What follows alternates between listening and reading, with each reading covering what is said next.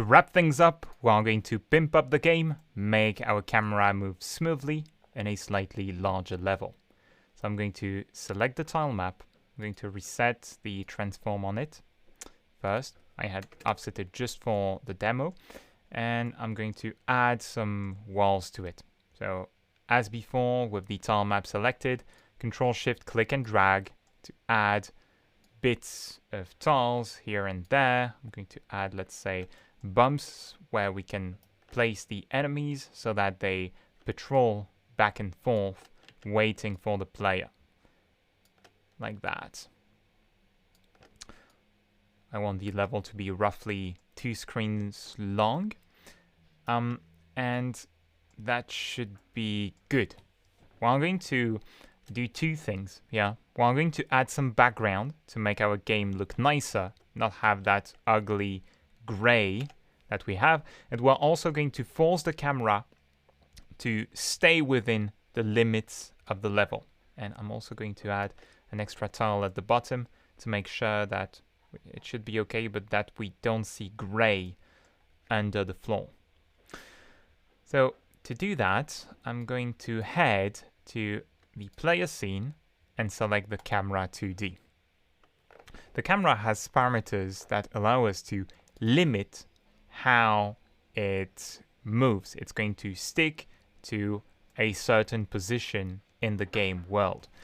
So with the camera selected, you want to expand the limit category, and we want to make sure that first it stops at 0 on the left side of the game world. So you can see that with that, our camera is pushed to the right side of our y-axis. And if you play the game, you will see that the camera is going to stop on the left at the start of the tile map. Then at the top, we want to do the same thing. Make it stop at 0. This forces us in the level template to make our level under the x-axis. If you were to place your level and your game above the origin of the game world, you would have to make the bottom of the camera stop at 0 instead. But that's not what we want. We want to keep it the way it is now. Going back to the player, now it's going to follow the x-axis.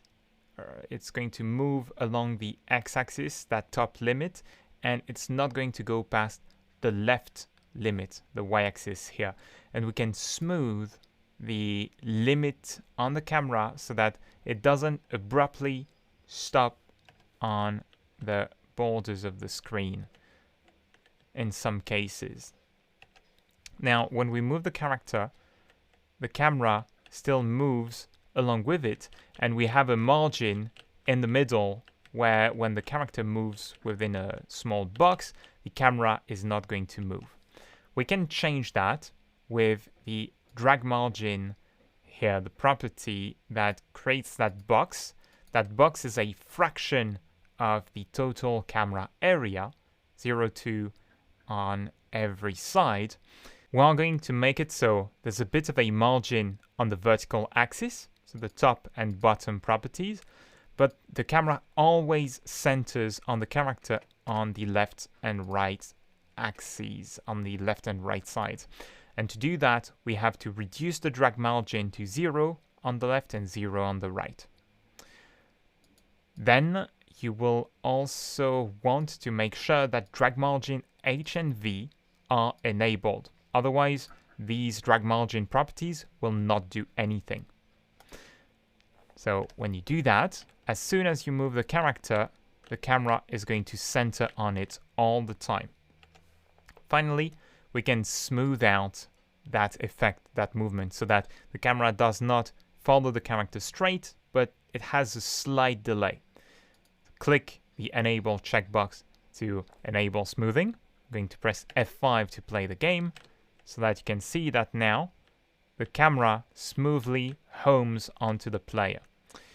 You can change that property. I'm going to make the window stay always on top, so that now I can change the property anytime. And if you check the debug menu, you have two options to synchronize changes that are on by default. So whenever you make a change in the editor, like lowering the speed value for the smoothing and save, you're going to see the camera move much slower behind the character. And if you increase the value, now the camera follows the player really quickly.